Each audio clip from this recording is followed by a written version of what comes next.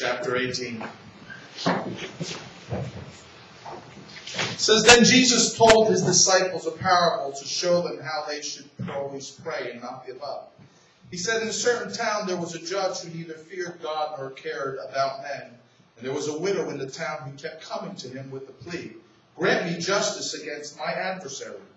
For some time he refused, but finally he said to himself, Even though I don't fear God or care about men, that because this widow keeps bothering me, I will see that she gets justice so that she won't eventually wear me out with her coming. And the Lord said to them, Listen to what the unjust judge says.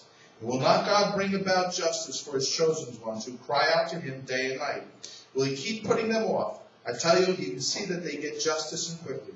However, when the Son of Man comes, will he find faith on earth? You may be seated.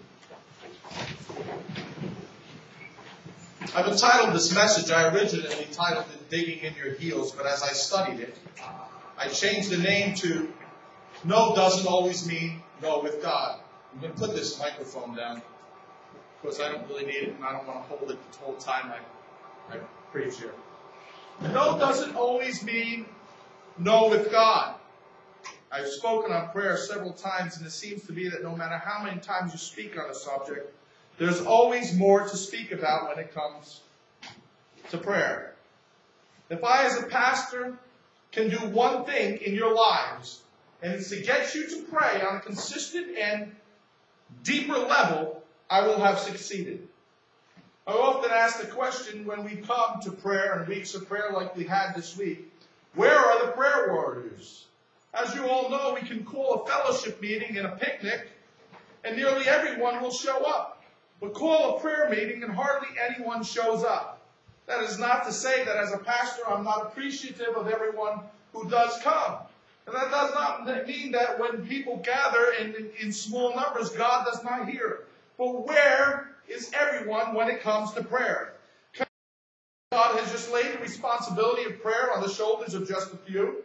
Can we assume that for some reason God has called only a few to both the glorious and arduous task of prayer and intercession, those called to seek his face? Must we conclude that there are those who are called to pray and the rest are just free to go about their business and not be burdened with the task and responsibility to pray? The Lord, I felt, wanted me to ask you a question this week. Are you on my side? Are you with me? Isn't that an odd thing for God to ask? Are you with me? If the people in this city that are lost were your children, would you pray more than you do right now? If the people out there were your children, would you pray more than you do right now? Now, be honest, how many people would pray more? The truth of the matter is, we don't look at them as our children because they're God's. And yet God is called to pray for him, for them to feel his heart. The call to pray has clearly been given as a responsibility and privilege to every child of God. But prayer, like everything else in our lives, is not driven by a command, but by a desire. God can command us to pray all he wants, and it will not do one thing if we don't have the desire. The desire has to be in our hearts. The command to pray without ceasing is not enough. The command is there in the Bible, to pray without ceasing, but it is not enough to motivate our hearts. It's just not enough. That's why picnics are more successful than prayer meetings. Picnics are fun, and we love to have fun. Picnics have food at them. In fact, most part of the picnic is a food, and we love to eat. And so when we come together, we have the barbecue and the burgers and the dogs, and we consume them, and we all have fun at the picnics. We love food. For New Year's Day, Debbie's family, we get together at Debbie's cousin's house, and one of the highlights of going there every year, and we have it throughout the year, but for some reason, the highlight of of New Year's Day is we always have filet mignon. Our uncle goes out and he buys these beautiful cuts of filet mignon, and everybody looks forward to it. And let me tell you something.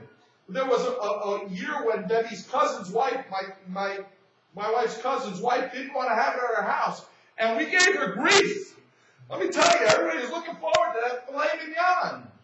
Well, I want to tell you something. We should look to prayer as going to get the filet mignon. As God's children, we should be driven by His commands. Then His commands are good and they serve to restrain us, but there needs to be desire. We desire food, so we go to picnics. Do we desire fun, so we go to picnics? We desire fellowship, so we go to the picnics. After the fact that picnics are tangible, we can see them. Desire is silent. It's a silent motivator behind most of what we do and seek after in life. Desire drives people. If a person has a desire to see God move in their life, they will pray. If the person desires fellowship with God and with His Son, they will pray. If a person desires healing enough, they will pray. If someone they know is in need of healing, it'll increase their time in prayer. Moses went to the mountain and prayed for 40 days and 40 nights. Why did he pray for 40 days and 40 nights? For two reasons. One, because he wanted to see the face of God. It was his desire to see God's face. But he also went there because the people of Israel had sinned. And God was on the verge of destroying those people. And he was there to intercede, to put his life on the line and say, God, destroy me, but don't destroy them. Don't destroy your people. He was ready to put his life on the line. He said, blot my name out of the book of life. Wipe me out of eternity, but don't destroy your people. Listen. Daniel prays 21 days because he desires knowledge from God. David prayed incessantly because he desired both the fellowship with God and for God's protection. I've said this before. The most amazing thing to me about David's life is that he lived his life. He died probably in his late 60s, maybe his early 70s. And all the time he was in battle. Hand-to-hand combat, sword fighting, constantly throughout his life. At one point killing 1,000 men in a battle, and never a scratch on his life.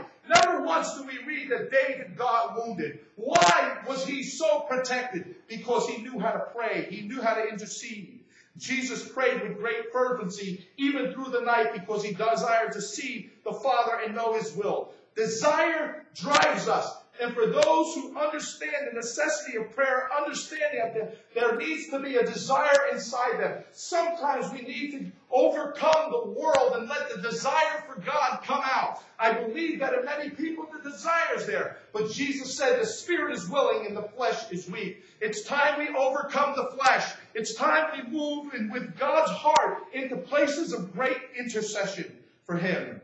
Ian Bounds writes in his book, desire precedes prayer, accompanies it, and is followed by it. Desire goes before, desire intensifies it, and desire stays with it, and in the end, desire is still there. The more powerful the desire, the more intentional the prayer will be. So why is it then that we are more willing to go to picnics than we are to go to prayer? Could it be that we are more desirous for pleasure than to satisfy the flesh than the things of the Spirit? How am I doing so far, George? I know it's really quiet in here. Can it be that we are more desirous to have fun than to see the face of God?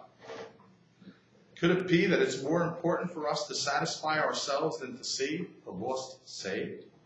Ooh. We tend to seek after that which is easily attainable rather than that which must be worked for. We tend to seek after that which we can see than that which we can touch, rather than that which is mystical and must be believed in. Not only that, we live in a microwave world. How many people love their microwave? We lost our microwave last year. It went kaput. Well, it wasn't until the next day we had to get out, but I mean, that was a long time to be without a microwave. Then we got one that was defective. I had to bring it back. It didn't work right. It was a terrible thing to be out of a microwave for a couple of days. Because we live in a microwave world, and we want everything instantly. Push the button, get it done. Don't you wish that you could just come up, push the button with God, I need healing today, and there it is. Bam, push another button. 30 seconds later, you have financially